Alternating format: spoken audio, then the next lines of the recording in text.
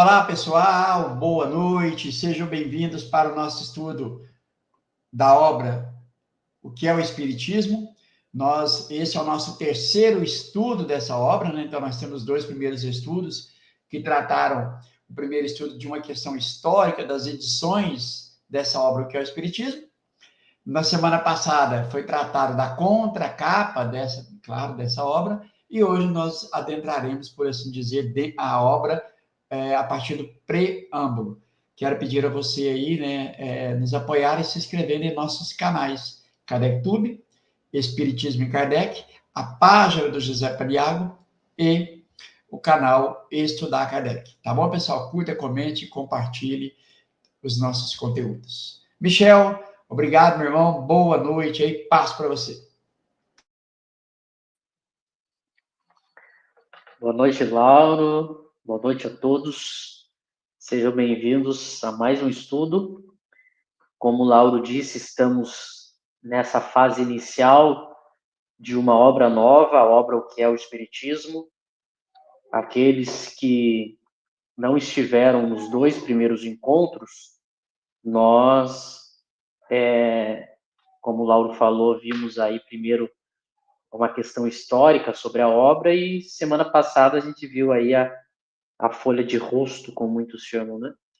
Hoje a gente vai entrar no preâmbulo da obra, bem no iniciozinho, um preâmbulo curto, mas muito importante, e todos podem nos acompanhar aí nessa longa jornada que a gente vai ficar bastante tempo estudando toda a obra. Aqueles que já nos acompanharam em outras duas obras que nós estudamos sabem como é que funciona, né?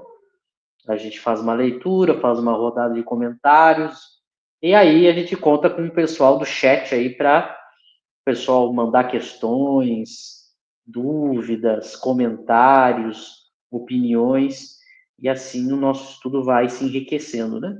Aqueles que estiverem aqui pela primeira vez, a gente procura fazer um estudo bem com calma, né? A gente não apressa os textos, a gente não tem pressa, e a gente tenta sempre contextualizar, fazer link com outras obras, fazer comparações com o que o movimento espírita diz. Então, sejam todos bem-vindos, que a gente tenha um ótimo estudo. Como o Lauro também lembrou, eu saliento mais uma vez, é muito importante que todos curtam o vídeo, compartilhem o vídeo, se inscrevam no canal. Os canais que a pessoa que tem a opção da pessoa ser membro, é uma espécie de assinatura que ajuda o canal, é uma assinatura praticamente irrisória, é um valor muito pequeno, mas ajuda de alguma maneira aí a gente a espalhar mais. E também aqueles que estiverem em outras redes, né, que nos sigam lá também, basta procurar o nome dos nossos canais aí, que a gente está lá, principalmente no Instagram, né, para seguir a nossa página. A gente tem conteúdo diário que a gente coloca. O Kardec Tube em breve vai aí ampliar os seus conteúdos, vai ter conteúdo só para assinantes. Então, uma série de oportunidades para a gente estudar junto a obra de Kardec, né? Então, sejam todos bem-vindos, que a gente tenha um ótimo estudo. O José daqui a pouco está chegando aí, ele vai dar uma atrasadinha e a gente vai tocando o estudo daqui mesmo. É isso aí. Lembrando, né, também, Michel, pessoal, que o Eric, né, por motivos de problemas pessoais, ele ficará ausente por um tempo, mas vamos tocando o barco aqui. Vou trazer o texto, então, Michel, já para.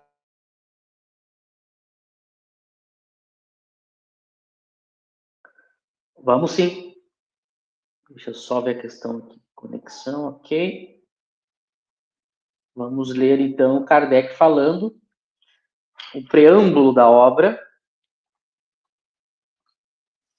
Diz ele: as pessoas que só têm um conhecimento superficial do Espiritismo são naturalmente inclinadas a formular certas questões cuja solução poderiam, sem dúvida, encontrar em um estudo mais aprofundado dele.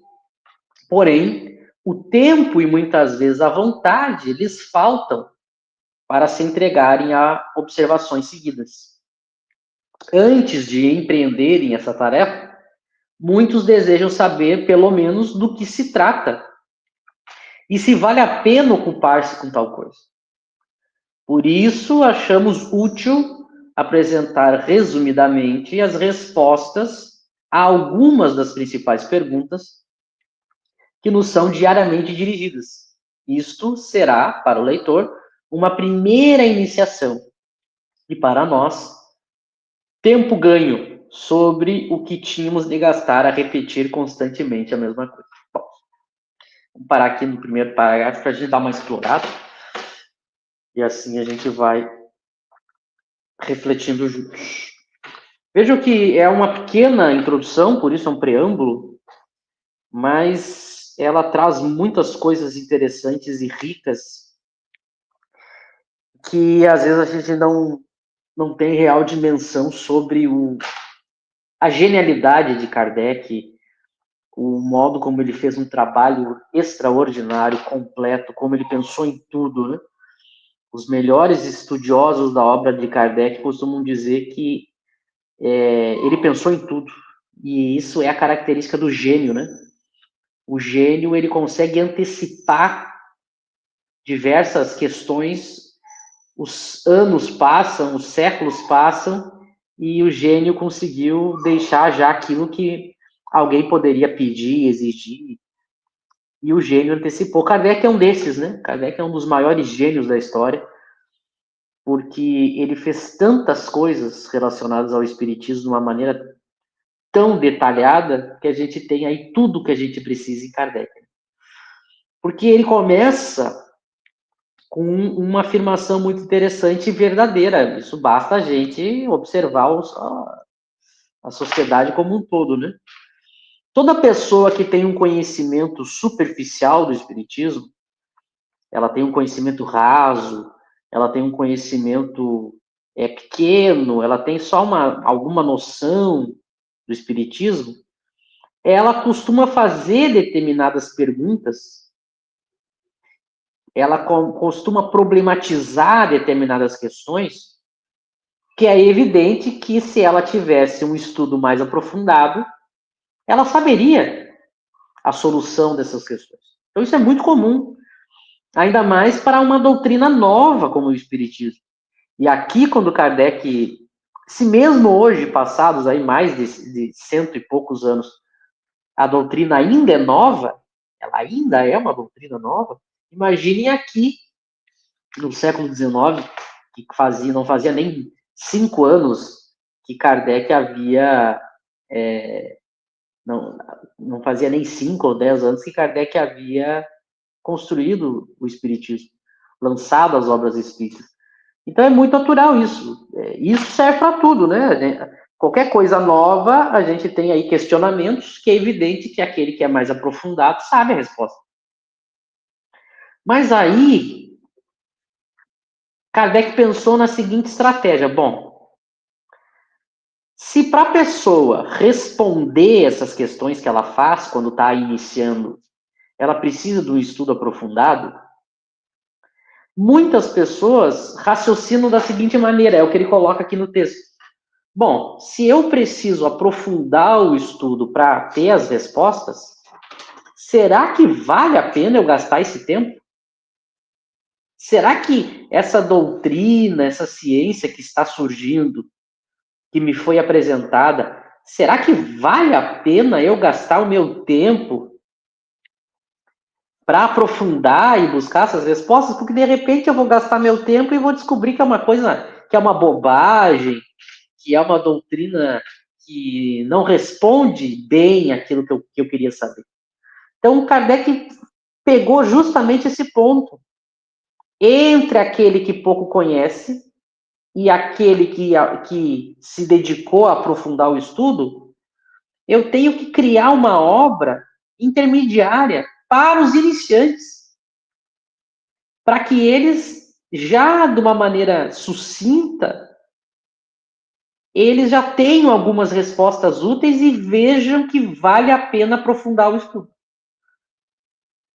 Então, já no século XIX, Kardec pensou na questão de valorizar o tempo do estudioso novo do novato, e também valorizar o tempo daquele estudioso mais aprofundado, que ele precisaria... Imagina, a pessoa que é especialista num assunto, quando ela se depara com perguntas muito superficiais, muito primárias, ela tem que gastar um tempo para ficar explicando para os outros questões muito primárias. Então, Kardec, para resolver o problema de um e o problema do outro, para aquele que é especialista, para aquele que conhece mais a fundo, não precisar ficar se repetindo a todo momento, para cada novato que chega. E para o novato ter uma noção resumida, sucinta, e saber que é algo que vale a pena ele aprofundar, Kardec criou essa obra. Olha que genialidade.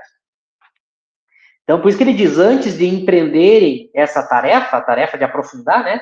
Muitos desejam saber pelo menos do que se trata e se vale a pena ocupar-se com tal coisa. Será que vale a pena eu aprofundar, eu me ocupar com o Espiritismo? Aí ele criou essa obra. Por isso que ele diz assim, por isso achamos útil apresentar resumidamente respostas a algumas das principais perguntas que são diariamente dirigidas. Então ele pegou aquelas principais perguntas que as pessoas costumam fazer sobre o Espiritismo, as novatas, e resumiu e colocou aqui. Por isso que ele diz, será para o leitor uma primeira iniciação. Então ele deixa muito claro, se a pessoa vai iniciar, inicia por essa obra, porque ela foi feita para isso. Ela foi feita justamente para quem está iniciando.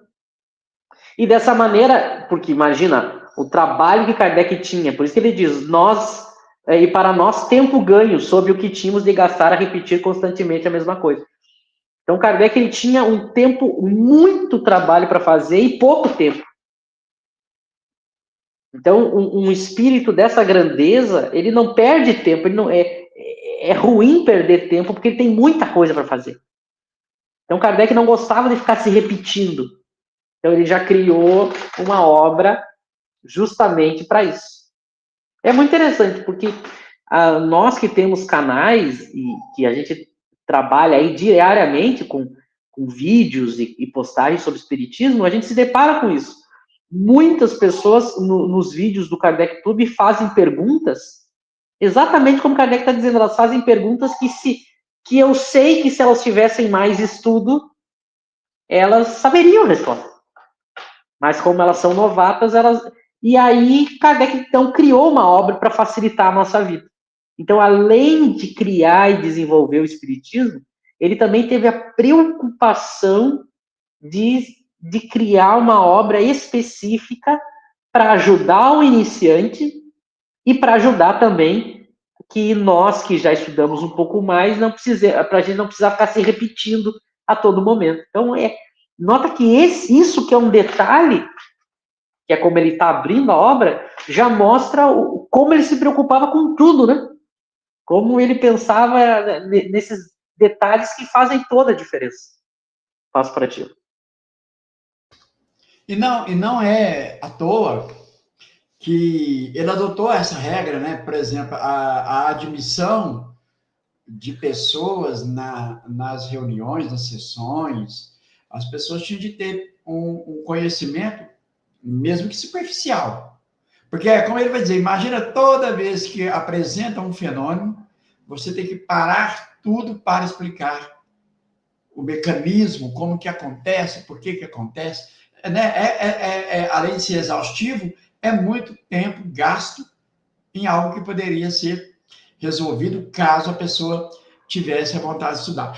Aí eu fico pensando assim, bom, uma obra, porque o Espiritismo é uma obra pequena, gente, é uma obra de poucas páginas, cento e poucas páginas, ler ela, uma obra agradável de ler, quem nos acompanhar aqui vai ver o quão é agradável ler essa obra, e que o Kardec já parece que havia até antecipado, quando ele vai dizer assim, olha, às vezes para alguns falta tempo, para outros falta vontade, e de fato, né? Hoje eu ouso dizer que é muito mais má vontade mesmo, desinteresse em ler, em estudar, né? Então, até aqui, Kardec apresenta, né, o fim útil dessa obra, que é então poder esclarecer aquele que tem uma ideia muito superficial, dos princípios, ou aquele que é completamente ignorante de espiritismo. Sem querer antecipando, o próprio movimento espírita, aqueles que trabalham com mediunidade, desconhecem essa obra, ou se conhecem, não leram, e talvez evitaria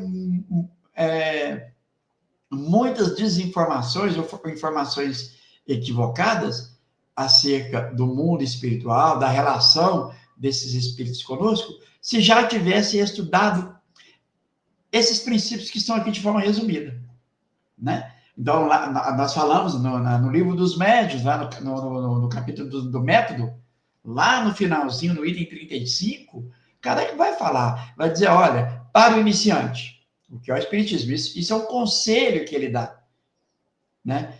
E o livro, a revista espírita, é claro, o livro dos espíritos, ler a revista espírita, juntamente com o livro dos espíritos do lado. Porque você vai consultando, né, vai tirando dúvidas, e é claro que nós estamos falando em 1861, no livro dos médiuns, ainda não tinha as demais obras, né, que vieram posteriormente.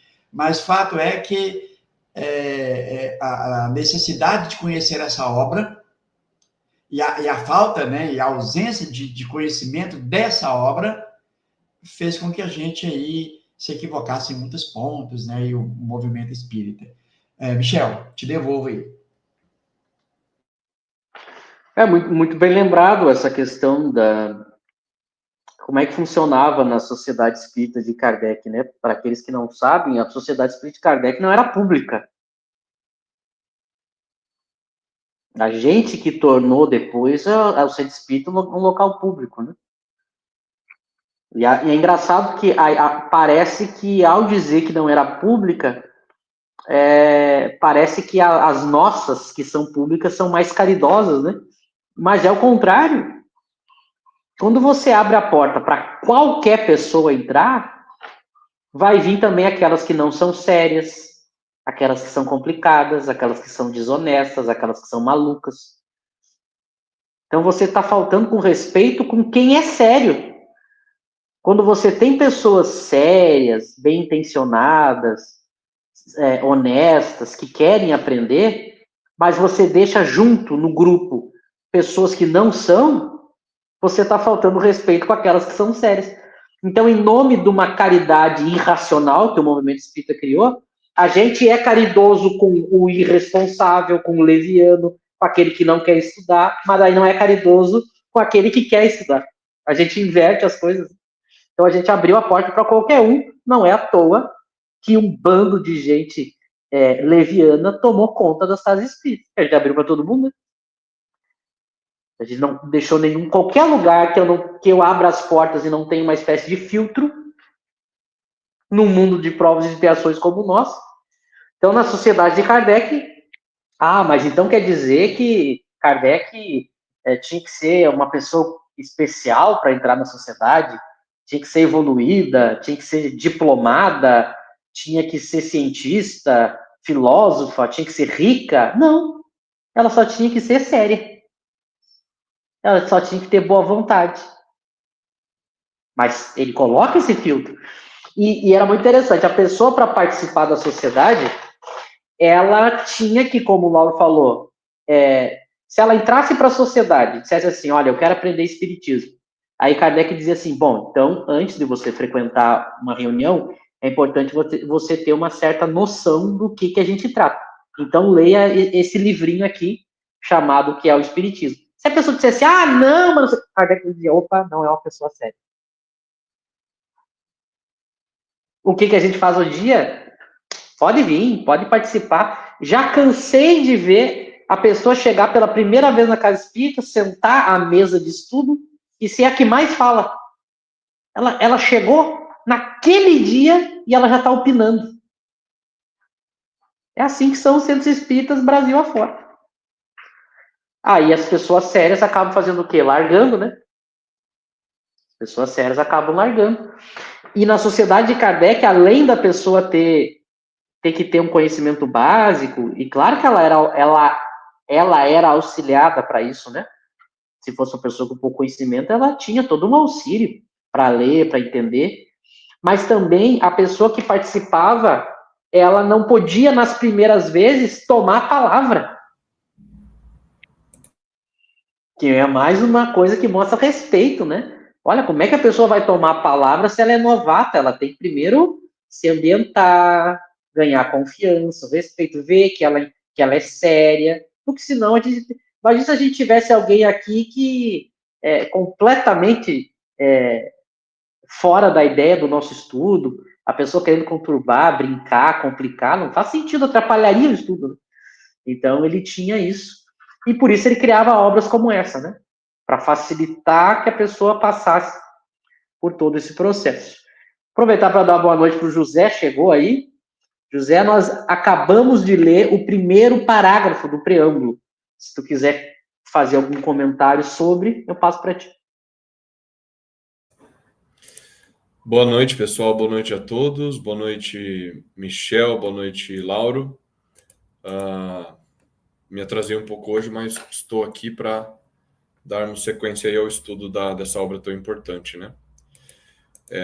Pelo que eu me lembre, Kardec vai começar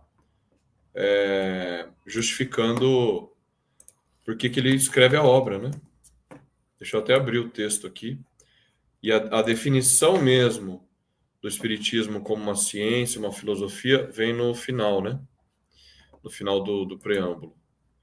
Mas ele começa falando das pessoas que têm um conhecimento apenas superficial do Espiritismo, né? Abri o texto agora. E que, para ter um estudo mais aprofundado, essas pessoas falta tempo ou vontade, né? É muito curioso. Quando Kardec menciona essas duas coisas, é legal a gente voltar à obra depois de uns anos tendo lido, né? A gente vai relembrando. Ele... Só vou fazer esse comentário inicial e aí vocês continuam. Mas ele coloca os dois motivos que geralmente levam as pessoas a não conseguirem estudar uma obra, né? Não se dedicar ao estudo, que é vontade e tempo. Basicamente isso. Às vezes a gente tem tempo, mas não tem vontade. Às vezes tem vontade, mas não tem tempo. E Kardec acerta muito em escrever essa obra para poder dar o conhecimento elementar do Espiritismo de forma mais rápida, né? Para as pessoas. E isso mostra também a visão dele, a visão inteligente, estratégica, que sempre estava pensando na divulgação das ideias espíritas. Ele tinha uma preocupação muito forte com isso, né? Então, é claro, você escreve uma obra mais breve para dar uma noção geral, né? Eu até acho que eu comentei isso no estudo passado. É uma pesquisa a ser feita, né? Eu vou tentar pesquisar um pouco disso. Se os cientistas antes do século XX, se eles tinham esse hábito de escrever obras de divulgação, obras de introdutórias sobre sobre a sua própria ciência. Eu mencionei que no século XX isso acontece, né? O Einstein escreve uma obra para explicar a teoria da relatividade para o público geral, que não era o tema, o trabalho técnico dele que ele tinha publicado, mas ele escreve uma obra para explicar para o público em geral a teoria da relatividade. Depois, claro, talvez depois do Einstein, o cientista mais conhecido do século XX é o Stephen Hawking, né? Que escreve várias obras com esse objetivo também, que não é para dentro da academia, mas para a divulgação geral. E Kardec também faz isso, mas no século XIX. A gente precisa verificar se isso era comum no século XIX para trás, né? Se não for comum, é mais uma prática que Kardec estava adiantando na ciência, né? Mostrando que ele estava sempre atento ao debate público, né? Seria isso de início. Cheguei meio de repente assim, vou me ambientando aqui, vocês vão comentando e a gente segue. Beleza, José, boa noite para você, meu amigo. Bom, a Alessandra fez esse comentário lá no nosso início, quando nós estávamos comentando que essa obra, que é o Espiritismo, é no movimento espírita, na sua grande maioria, uma obra desconhecida ou não lida. Às vezes as pessoas conhecem, mas nunca leram. E ela diz algo que é muito importante, que piorou ainda, né, mais com os romances, trazendo um desserviço para a ciência espírita.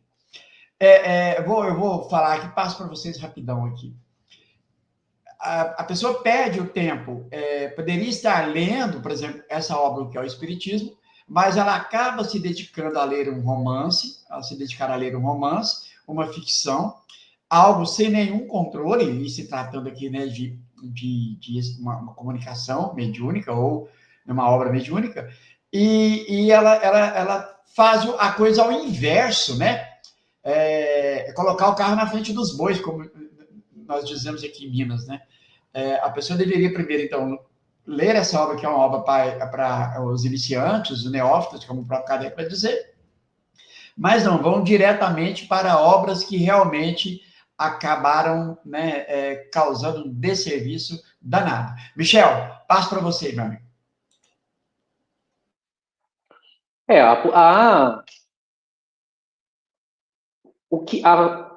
As edições que foram feitas, a publicação em massa de livros espíritas ou ditos espíritas no século XX, ela é de uma imoralidade que vai ficar para a história, né?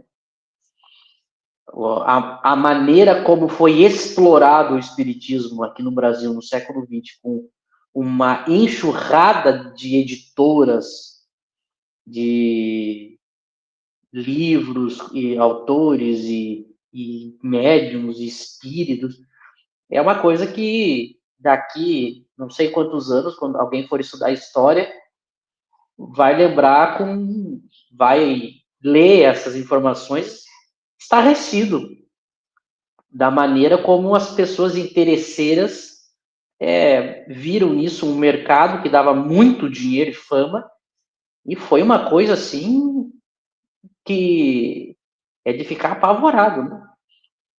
E evidentemente que da maneira como foi, não tinha como ter nem um mínimo do aceitável, nem um mínimo de qualidade ou de algo aceitável. As editoras publicavam semanalmente livros, isso é uma coisa assim. E isso foi feito, e quando a gente diz assim, não, isso foi feito por pessoas distantes do núcleo do movimento espírita, isso foi feito pelas lideranças do movimento espírita. E se tem algo que me incomoda profundamente é quando ainda vem alguém e ainda me diz assim, não, mas é um jeito de fazer a pessoa se interessar, porque se não for... A pessoa que lê essas obras, a grande maioria, a esmagadora maioria das pessoas que vão ler primeiro essas obras, vão ficar com uma visão torta pro resto da vida. Claro que tem muitas pessoas que começaram por essas obras, depois chegaram em Kardec, amadureceram, mas a maioria vai ter dificuldade até para entender Kardec por causa dessas obras, porque elas são... o pensamento e a forma de entender delas já é totalmente corrompido e depois elas têm dificuldade até para ter uma visão mais séria, né? Então, isso é uma coisa... Olha, todas as vezes que eu penso que foi o século XX para o movimento espírita, é uma coisa, assim, surreal que aconteceu. E, fazendo um link com esse seu comentário, Lauro, é muito comum a gente ver as pessoas querendo conhecer o espiritismo e as pessoas não oferecem a obra que é o espiritismo. Sendo que Kardec criou essa obra para isso, para os iniciantes. Então as pessoas dão outras obras, ou então as federações criaram a tal das apostilas. Hoje mesmo eu estava lá no Instagram do KardecTube e uma das seguidoras, ela postou no story dela que ela estava fazendo não sei o quê, e para passar o tempo ela estava lendo algo sobre espiritismo. E ela postou a foto assim desse algo, né? Aí eu aproximei para ver, era uma apostila. Era uma apostila. E um outro exemplo, isso aconteceu acho que ontem. Uma moça criou um canal numa rede social e está fazendo vídeos diários sobre espiritismo. Uma jovem. E eu, toda vez que eu vejo uma pessoa jovem falando, eu paro para ver. Porque, querendo ou não, é o futuro do movimento espírita que está ali, né? Então eu presto atenção. E ela com um canal, entrei lá no canal dela, cheio de vídeos já, e aí só de olhar um eu já vi, falando bobagem. Aí eu chamei ela no privado, né? Dei oi, me apresentei e perguntei assim, desde quando você é espírita? Aí ela me respondeu assim, agora vem onde que eu quero chegar. Há 14 anos. 14 anos. Só para vocês terem uma ideia, em qualquer outra ciência, alguém que estuda por 14 anos, ela sabe muito sobre qualquer ciência. Qualquer ciência que eu pegar alguém que tenha 14 anos de estudo, é um tempo muito grande, 14 anos. Aí eu fiz a segunda pergunta que eu sempre faço, né? 14 anos, interessa, que legal. E quais obras de Kardec você já leu? 14 anos. Ela leu Livro dos Espíritos, Livro dos Médiuns, Evangelho, Céu, Inferno e Gênesis. Em 14 anos, ela não leu todas as obras de Kardec. Em 14 anos. Mas está fazendo vídeo em nome do Espiritismo na rede social. O que mais que eu posso dizer? Isso aí é o quê? É ingenuidade? É inocência? É o quê? Que a pessoa sabe que não estudou, teve 14 anos para estudar, mas além de não ter, porque a pessoa pode não ter estudado, mas pelo menos ela fica no canto dela. Não, ela quer gravar conteúdo falando em nome do Espiritismo para reproduzir bobagem, sendo que ela não estudou. Se isso não é um exemplo de algo antiético, é um exemplo da imoral. Isso é imoral. Porque uma coisa é a gente nunca vai saber tudo, a gente comete equívocos, a gente muda, a gente aprende, a gente aprofunda. Isso é uma coisa. A gente melhora, a gente começa falando e fala, e a coisa vai melhorando. Agora, esse comportamento, aí, para concluir a minha fala, bom, mas isso é uma exceção? Não. Esse é o pior. Isso não é uma exceção. Isso é a regra do movimento espírita e da nossa sociedade. Em que as pessoas não estudam e se colocam como pessoas que falam daquilo que elas não estudaram. Então, essa é uma situação. Por isso a importância da gente... Evidentemente que eu estou falando tudo isso porque eu não estou citando a pessoa e nem vocês vão ter como saber quem é. Então, eu posso fazer, né? Usar esse exemplo. Mas é um exemplo real em pleno 2025. E esse livro vem justamente para... A gente está vendo que Kardec tem toda uma preocupação, né? Com os adeptos, com uma pessoa que está iniciando. Então, a gente tem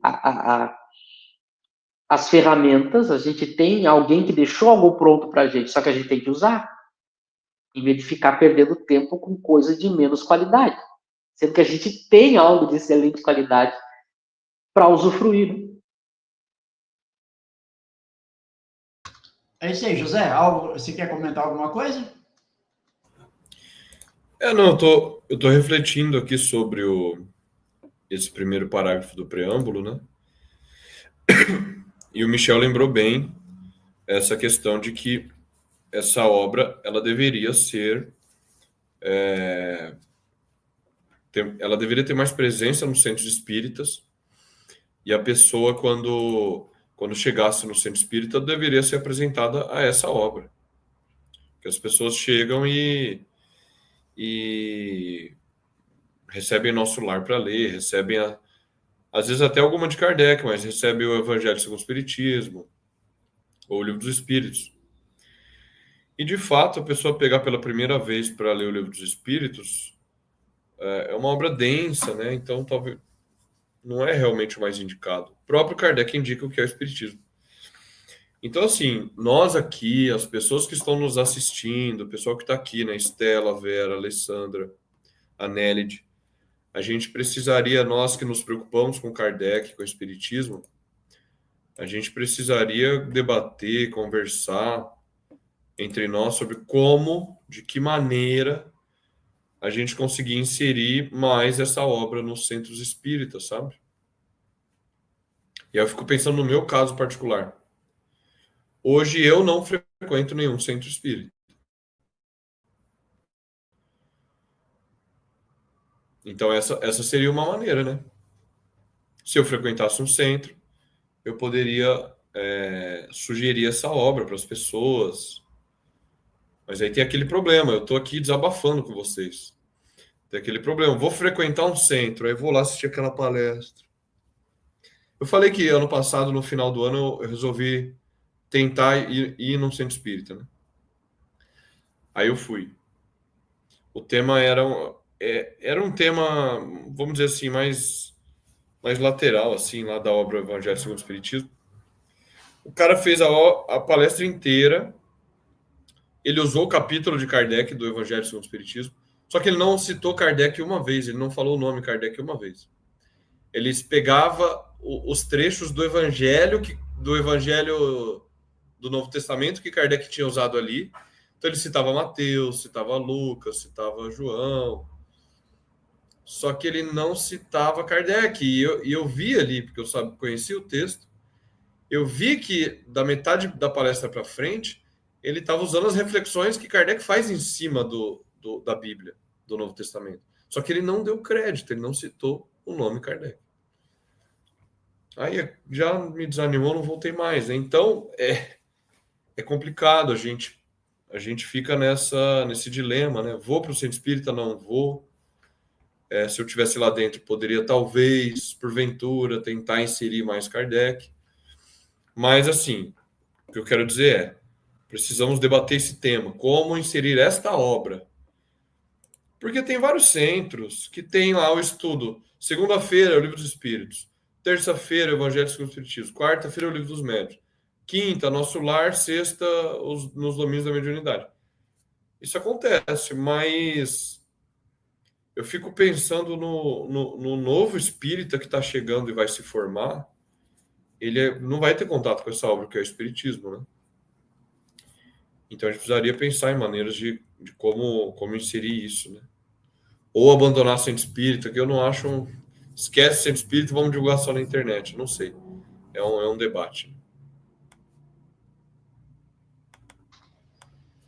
Bom, é isso aí. São bendito estudo virtual, né? Nós temos aqui, junto conosco aqui no estudo, nós três, cada um de uma região do Brasil, e aí várias pessoas que estão aqui de várias partes do Brasil, e até fora do Brasil, que é o mais legal ainda, né? Saber que está todo mundo reunido no mesmo objetivo. Michel, passo para você aí. Agora o José contou essa história aí da palestra que ele viu, eu me lembrei uma das últimas vezes que eu fiz palestra no Centro Espírita, antes de eu ser proibido de falar, eu fiz uma palestra e a dirigente do centro terminou a palestra, ela disse assim, a gente pode passar ali na sala da diretoria para conversar um pouco? E eu falei, aquela coisa, né? Quando alguém diz assim pra gente, a gente tem que conversar, é sempre problema, né? Nunca é algo bom. E aí ela me levou até a sala e disse assim, você falou, foi uma palestra de 45 minutos que eu fiz, né? Ela disse assim, você falou 79 vezes a palavra Kardec durante a sua palestra. Daí, na hora, eu pensei, ela vai me elogiar. Eu pensei, ela me chamou aqui para me elogiar. Aí depois ela soltou essa pérola. E você falou apenas 2 vezes a palavra Jesus. É lamentável a obsessão que você se encontra. Esse era o nível. Então, agora o José falou aí da quantidade de vezes, eu lembrei disso que eu ouvi. Porque o pessoal... É engraçado, o movimento espírita tem essa coisa com Jesus, né? Essa coisa da figura de Jesus, de falar em Jesus e de falar no Evangelho. E não falar em Kardec. Só que é muito interessante que as pessoas não param para pensar num pequeno detalhe. Todas as formas que a gente tem de conhecimento sobre Jesus são indiretas. Porque ele não deixou nada escrito. Então, todas as visões que a gente tem sobre Jesus são interpretações de alguém. Então, toda vez que a gente fala assim, você tem que falar em Jesus, qual Jesus? Mas como assim? Ué? O Jesus segundo quem? Porque toda vez que eu vou falar em Jesus, é Jesus segundo alguém, porque ele não deixou nada escrito. Então, eu tenho que perguntar qual Jesus? Porque existem centenas de interpretações sobre Jesus. Então, eu tenho que escolher segundo quem? E no caso do Espiritismo, é o Jesus segundo o Espiritismo. E esse Espiritismo foi feito por quem? Kardec. Então a gente só tem essa visão de Jesus graças a ele, ao trabalho dele. Parece que Jesus é uma figura independente para o movimento espírita, né? Eu tenho aqui Kardec, eu tenho aqui Jesus. Mas não existe Jesus, o Espiritismo, sem Kardec. Assim como não existe Kardec sem Jesus, porque aquilo que Kardec apresenta é exatamente a moral do Cristo. Então eu canso de ver, mediunidade com Jesus. Jesus e Kardec. Mas se eu falar Kardec, eu já estou dizendo. Agora, se eu disser só Jesus, eu não estou dizendo Espiritismo. Agora, se eu disser Kardec, eu já estou automaticamente falando da proposta da moral do Cristo. Então é o inverso, a gente devia falar mais em Kardec, porque ele é o filtro que faz a gente interpretar o Cristo. E as pessoas também não pensam isso, né? Mas é só porque eu me lembrei disso que o José falou, e eu achei que ia ser interessante comentar. Porque, desculpa, por fim, só para concluir mais essa minha fala. Eu acho que a gente tem que falar em Kardec em todos os lugares que deixarem e que a gente for convidado. Então, por exemplo, no meu caso, eu não faço diferenciação de lugar. Se alguém do movimento espírita tradicional me convidar para falar em Kardec, eu vou falar. E qual é meu único critério? A pessoa que me chamou, me convidou, tem que permitir que eu fale sem nenhuma censura. É a única exigência que eu falando por mim, evidentemente, a única exigência que eu falo. Então, por exemplo, hoje eu estou afastado das casas espíritas porque nenhuma quer saber do que eu tenho para falar sobre espiritismo. Então, o que eu fiz? Criei o meu projeto onde eu falo todo dia. E quem gosta, ouve. Quem não gosta, me xinga. Eu ia dizer não ouve, mas o pessoal também gosta de xingar, né? É só não ouvir, né? É uma coisa tão democrática, né? Quem gosta daquele canal vai ali, assiste, acompanha. Quem não gosta, não acompanha. Essa deveria ser a tônica, né? Mas eu acho que a gente tem que estar aberto a todos os meios possíveis, né? Claro que com inteligência. Por exemplo, eu tenho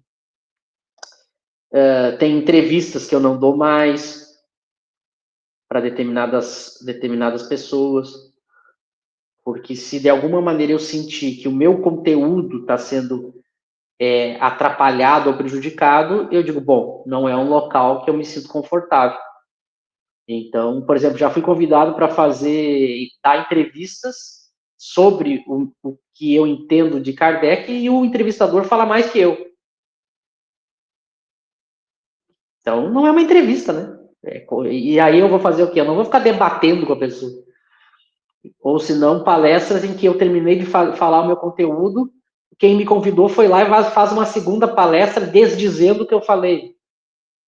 Então, esses detalhes assim fazem eu dizer, olha, não é um lugar sério, eu não considero um lugar sério para falar. Mas aquele que dá liberdade, se a Casa Espírita André Luiz me chamar, que é uma coisa que nunca vai acontecer, mas só para um exemplo, se a Casa André Luiz me chamasse e dissesse assim, faz uma palestra sobre Kardec como você achar melhor, eu iria. Mas é evidente que eles vão ficar receosos, né? Que eu vá falar algo contra o André Luiz. Mas essa é a maneira que eu e o Kardec tudo. Eu adotei para o Kardec tudo, né? Passo para vocês. Então, para mim tá ótimo. José? Não eu acho que esse é um tema sensível, né, que a gente precisa debater muito ainda. Como se inserir nas casas espíritas. Eu tô me convencendo de que eu vou tentar de novo. E aí, no futuro, aí eu trago para vocês as novas. Mas eu vou tentar porque preciso ter a tentativa, né? Se me expulsarem, aí tudo bem, né, Michel? Mas preciso pelo menos tentar, porque senão ficar falando que não estudam Kardec no centro espírita, mas também você não tenta ir lá dentro, também não faz muito sentido. Eu não sei se tem perguntas, né, pessoal? Acho que tem mais comentários mesmo, pessoal. Mais comentários. Mais comentários. O pessoal falou. A Alessandra fez até um comentário interessante, ela ou a Estela, não me lembro aqui, que assim, da sua história, Michel, ela falou assim, nossa, ela perdeu tempo em contar, então ela nem prestou atenção no conteúdo que você levou. Porque se ela ficou contando, perguntava, mas o que eu falei? Eu falei, não sei. Que ela estava muito mais preocupada em contabilizar quantas vezes ali você está falando Kardec. Exatamente, não. E a Alessandra fez um comentário interessante também aqui, dizendo: nós que estamos dentro das casas espíritas e inserindo Kardec com exclusividade em nossas reuniões públicas, somos taxados de obsediados. Olha lá, somos taxadas de obsediados. Mas não vamos desistir. Então, essa aqui é uma kardeciana firme, né? E que apesar dos obstáculos aí está seguindo em frente. É um problema até que de psicologia a gente precisaria estudar até uma sociologia ali do centro espírita, porque tem a ver com poder. No fim das contas, eu acho que mais do que um ativo financeiro, que tem a ver também, venda de livros, tal, que toda aquela história que a gente conhece do movimento espírita. Mas acho que a pessoa tem um ativo social de prestígio, de predomínio das ideias dela naquele centro espírita, que ela não quer ver abalado, né? Acho que tem muito a ver com isso. Não é que a pessoa odeia Kardec por si mesmo. Odeio Kardec porque odeio. Não. Ela odeia Kardec e ela não permite que isso prolifere no centro espírita porque estudar Kardec vai colocar em xeque um sistema de ideias sobre o qual ela tem o domínio, né? Então você imagina, isso é uma coisa muito séria, né? Imagina uma pessoa que está há 30 anos, 40 anos, estudando André Luiz, divulgando, falando que aquilo é verdade, Emmanuel, etc. Como é que você vai explicar para aquelas pessoas... E todo mundo tem em você uma referência. Você tem um prestígio. Como é que você vai explicar para as pessoas que tudo que você falou era mentira?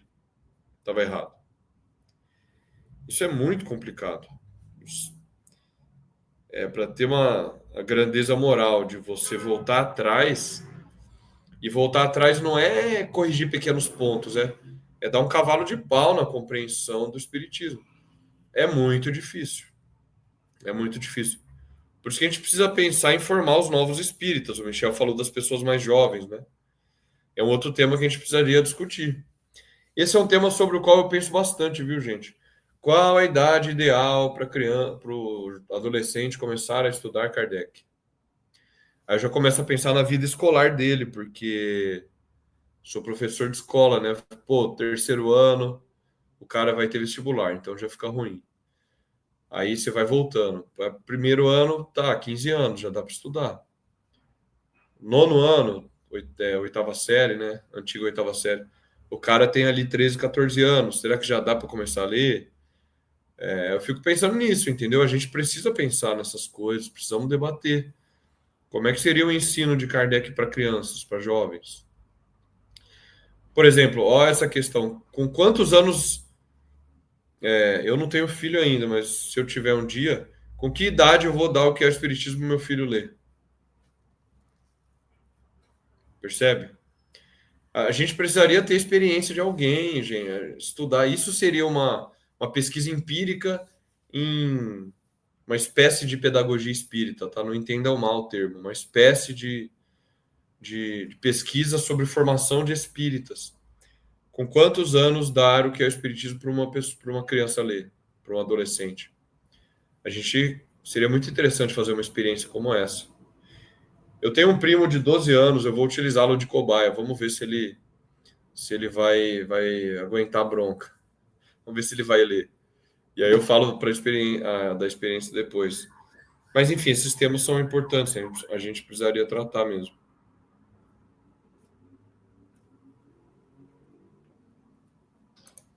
Eu tentei achar aqui, não encontrei, mas eu vou procurar depois. Aquele artigo, José Michel, pessoal, do filho do Gabriel Delane, se não me engano, né? Criança. O Alexandre Delane. Alexandre, criança, ele lidando com o fenômeno de efeito físico, fazendo uma mesa girar, junto com outras crianças. Então, vejam que o que impede o movimento espírita? Não pode, criança não pode frequentar. Não pode, mas quando você levar uma criança para dentro de um local onde todo mundo é descoordenado, onde você vê convulsões, vê gritos, empurrão, amor, isso não pode mesmo, não. Mas uma reunião familiar séria, criança pode participar, sim. Mediunidade, aí vai a depender. Precisamos estudar o livro dos médicos para entender a mediunidade na criança, né? Mas, no mais, não tem problema nenhum. E nas casas espíritas, não há um estudo do espiritismo, mas sim o chamado evangelização. E vocês, né, estão, como se diz, carecas de saber disso. Aí a coisa não anda, né? Mas conhecer o espiritismo, conhecer como Kardec procedeu para o desenvolvimento dessa doutrina, as crianças já deveriam saber desde o início a questão moral, sobre a relação dos espíritos conosco, né? Enfim, tudo aquilo que a criança já está preparada, é claro, dentro das devidas idades, enfim. Mas levar essa informação. Esse eu acho, uma opinião minha aqui, que seria o ponto mais, assim, central de tudo. Primeiro, trazer Kardec para dentro das casas espíritas. Esse é o primeiro ponto. E depois apresentá-lo aí, né, às crianças. Mas como é? Sem esse misticismo, esse religiosismo dogmático, de jeito nenhum. Michel? São várias questões, né? Sobre a questão do centro espírita. Eu não lembro quem é que comentou aí, né? Não vamos desistir. Que a pessoa chama... Alessandra? Agora a gente tem que tomar o seguinte cuidado sobre isso. Se a gente está num lugar em que as pessoas não querem aquilo, as pessoas não querem, elas querem outra coisa, a gente tem que respeitar o gosto das pessoas, o desejo das pessoas. As pessoas têm direito à crença, à liberdade de crença. Então não é uma competição ou uma missão que eu tenha que estar ali todo dia insistindo. Vai depender, exatamente, por isso que eu falei antes, vai depender do convite e da vontade de quem quer ouvir. Eu estou num lugar onde ninguém quer estudar Kardec, ninguém quer ouvir sobre Kardec, e aí eu fico lá insistindo, porque vai acontecer o quê depois? Então a gente tem que lembrar que a crença para o Espiritismo, ela vem mediante a liberdade de crença, a pessoa não quer. Então a gente tem que procurar um espaço onde a gente encontre pessoas que queiram ouvir, queiram compartilhar daquilo que a gente também gosta. Então não é como uma religião tradicional que a salvação se dá pela conversão das pessoas. Não é assim. Então se eu estou no... É que, por exemplo, um dos centros espíritas que eu frequentava, um dia eu com a ajuda de alguns amigos, eu percebi isso, né? Eu estava num lugar que ninguém queria saber de Kardec. E eu estava lá. Então, eu que estava incomodando, eu que estava desrespeitando a crença das pessoas. Então, eu me retirei e fui buscar umas pessoas que queriam a mesma coisa que eu. A gente não vai ganhar cadeira no céu porque as pessoas se tornaram espíritas. A gente não vai salvar as pessoas porque elas se tornaram espíritas. Vai ter um caderninho, ó. O Michel converteu para o espiritismo 200 pessoas. Então, aqui não é assim. Então, a Kardec vai dizer a convicção não se impõe. Então, se a gente está num lugar em que as pessoas não querem saber, a gente vai, inclusive, desrespeitar elas. É faltar com a caridade ficar num ambiente onde as pessoas não querem saber, não querem aquilo. Tem um exemplo em Kardec, eu não lembro agora se foi em 59, se foi em qual ano, acho que foi em 61, não lembro exatamente o ano. Teve um ano que Kardec queria sair da sociedade. Ele queria se retirar da sociedade parisiense, porque ela começou a tomar um rumo que ele não concordava. Ele não concordava e o tempo dele estava cada vez mais curto, por causa do trabalho das obras. E ele ia se retirar. Por quê? Porque Kardec não ia lá brigar com as pessoas ou forçar as pessoas a quererem uma coisa que elas não queriam.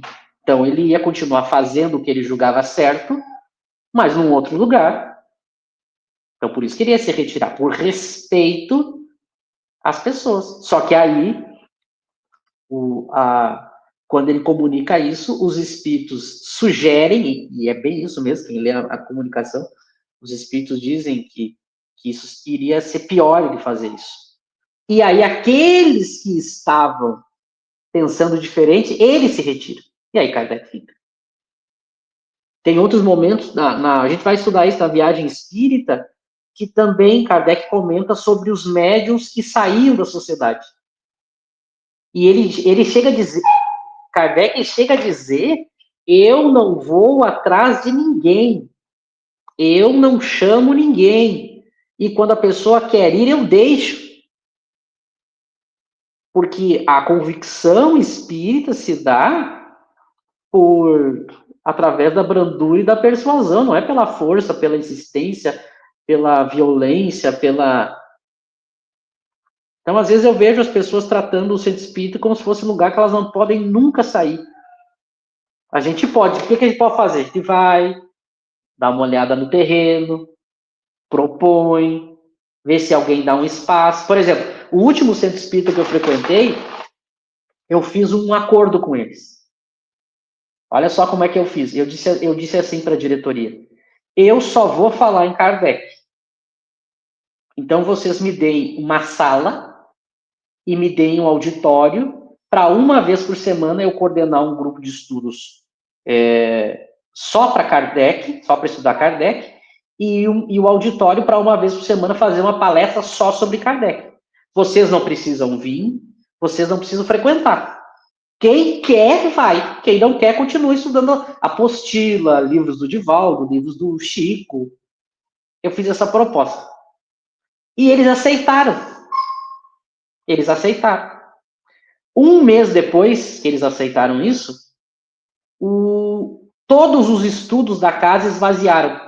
E todo mundo só frequentava o meu. Todo o centro espírita inteiro começou a frequentar só o meu grupo de estudo, ele era lotado, e os outros esvaziaram. E a mesma coisa começou a acontecer com as palestras. Mas veja, isso aconteceu espontaneamente, porque as pessoas gostavam do grupo que eu coordenava e gostavam das minhas palestras. E não gostavam da dos outros. Então não foi uma coisa que eu arquitetei, aconteceu ao natural. Aí, evidentemente, que isso teve uma consequência. A diretoria me chamou de novo e disse o seguinte: a gente vai desfazer o acordo. A gente não quer mais que tu fale, porque se tu não falar também de outros autores, tu não se enquadra no pensamento do centro. E a gente não quer alguém que não esteja afinizado com o que a gente quer. E eu disse assim, eu não vou falar, então tu não vai mais coordenar. E aí eles não deixaram mais eu fazer os outros estudos. Então, então a pessoa tem que entender aquilo que é a minha consciência, o meu dever, a minha coerência, essa eu tenho que manter, independente das consequências. Lembra? A noção de moral é essa, né? O que é a moral espírita? É aquela moral em que eu faço o que deve ser feito, independente das consequências. E, claro, se eu tiver um espaço onde as pessoas queiram e permitam, aí tudo bem. Porque aí eu não estou violentando também nenhum grupo, nenhum centro. Por isso que eu acho interessante, eu faço isso. Só que agora, claro, eu faço pela internet, porque como todos os centros aqui da região e da cidade, eu já sei que não querem a minha presença, então eu já nem tento. Mas eu faço isso, eu observo, estou sempre observando aí os canais, os grupos, e de vez em quando eu troco uma ideia, converso. Mas a maioria das pessoas não querem, por essa questão que o José falou, que é a questão que os espíritos já colocam lá no livro dos espíritos, que é a questão do interesse pessoal. Quando mexe com o interesse pessoal, a pessoa que se lasque Kardec. Mexeu com o interesse pessoal, que se dane Kardec. O ser humano é assim para tudo, né? Mexeu com o interesse pessoal, ela joga a ética no lixo ligeirinho para defender os seus interesses pessoais. É uma questão de escolha. Por exemplo, a pessoa está ali, como o José colocou, ela tem uma posição ali no centro. Ela é referência, ela é autoridade, ela é admirada, ela é seguida, ela tem uma importância que muitas vezes na casa dela ela não tem, no emprego dela ela não tem. Aí chega alguém e começa a verbalizar algo que faz essa pessoa parecer que ela não sabe nada, a pessoa se sente incomodada. A pessoa se sente incomodada porque está mexendo com um interesse dela, ela tá tirando o trono dela, né? E Kardec comentava sobre isso, sobre a inveja que ele sofria por causa do sucesso da obra dele, comentava sobre o ódio que ele provocou com a publicação do livro dos médiuns, porque os médiuns que cobravam ficaram enlouquecidos com Kardec, quando Kardec vai condenar a cobrança. Onde mexeu com o interesse, tu começa Eu lembro, para terminar, porque já estouramos o horário, teve uma palestra que o Cosme fez na FEB, isso foi em 2006, 2007, que o Cosme fez uma palestra e logo depois dele veio um outro palestrante, o palestrante subiu no púlpito, na frente de todo mundo e disse assim, isso que o Cosme acabou de falar mexeu com a minha cabeça e eu não sei mais como é que eu vou fazer a minha palestra. O cara ficou... porque ele viu que ele ia falar bobagem. E não que o Cosme tenha feito isso por gosto. Cara, o Cosme estava falando em Kardec, que é o natural. Só que ele expôs uma coisa que ia radicalmente contrário à palestra que o próximo expositor ia fazer. E o expositor se sentiu incomodado. Só que se o expositor é humilde, ele diz, nossa, aprendi, eu estava no caminho equivocado. Mas como a maioria das pessoas é orgulhosa, ele fez o quê? Ele começou a falar uma série de baboseiras, tentando justificar a palestra dele. Isso aí é normal acontecer, né? Agora, cada um vai ter que escolher o que vai fazer, o que vai falar e com quem que vai ficar. É como eu falei, o Kardec Tube escolheu Kardec. Cada um vai escolher o que quer falar e quem que quer agradar. É uma questão de escolha, mas deixando bem que todo mundo tem que saber que vai responder pelas suas escolhas. As certas e as equivocadas. Tem que fazer consciente a escolha, né? Bom, deixa eu já me despedir, passar para vocês, agradecer, não adiantou a gente entrar no segundo parágrafo, semana que vem a gente entra no segundo parágrafo e continua o texto, mas essas reflexões eu acho que aconteceram hoje também foram muito salutares. Agradeço ao José, ao Lauro, agradeço a vocês, e até quarta-feira que vem. José, já vou te mandar uma pergunta aqui da Vanúzia. Kardec estipulou idade para conhecer o Espiritismo? Não que eu saiba. Eu não conheço. O Michel está acenando ali negativamente com a cabeça. Eu acho que não também. E agora, uma coisa que eu parei para pensar agora com vocês falando, eu estava pensando na iniciação da criança ao Espiritismo através do estudo do livro, né? Leitura, estudo do livro. Mas, vocês bem comentaram, o Lauro comentou, através das evocações e do contato com os espíritos na reunião mediúnica, a criança ela pode ter o contato muito cedo, né? Eu estava pensando aqui, bom, com que idade a criança poderia participar de uma reunião mediúnica? Em princípio, pensando nos princípios espíritas, não teria nenhum limite mínimo, né? Aí você tem que pensar na conveniência ali da criança participando de uma reunião, com relação ao recolhimento e à concentração, com que idade a criança consegue sentar à mesa e participar, etc. Tem criança que com 3 já consegue, com 4, 5, 6, aí varia, né? Não tem uma regra absoluta. Mas faz todo sentido a gente pensar que a criança já pode ser iniciada ao espiritismo com a prática, porque é maravilhoso isso, gente. A criança vai, com naturalidade, ela vai se comunicar com os espíritos. E aí depois, na idade adequada intelectualmente, quando a razão estiver desenvolvida, ela vai ser inserida nos livros. Então é uma discussão que a gente pode ter, né? Eu fiquei curioso porque o Cláudio mencionou aqui em cima que ele deu para a neta dele ler Kardec, a neta ou neto. E eu tenho interesse nesse tema, Cláudio. Se você por acaso pudesse, eu não sei se o Cláudio está no nosso grupo lá, mas se puder mandar uma mensagem no Instagram para a gente, o meu é josé.paniago, tá? Como escreve meu nome. Porque eu tenho bastante interesse nesse tema. Quem mais? As pessoas que tiverem experiência com isso, de passar Kardec para jovens, para adolescentes, para crianças, eu tenho interesse nesse tema e eu gostaria de conversar mais sobre. Então, quem puder entrar em contato, vai ser muito bom. Ok? Então é isso. Muito bom mais um estudo. Muito feliz de estar aqui com vocês. Semana que vem nós continuamos. E muito obrigado pelo comentário de todos. A contribuição é sempre muito importante. A gente vai dialogando aqui. E estreitando os laços, ainda que online, né? Ainda que à distância. E vamos estudando Kardec, que é o mais importante de tudo. Um grande abraço a todos. E é isso aí. Bom, para ser rápido aqui, então, mediunidade. Uma criança, né, que desde criança, ela apresenta mediunidade, direcionar ela, né, mostrar a mediunidade como algo natural.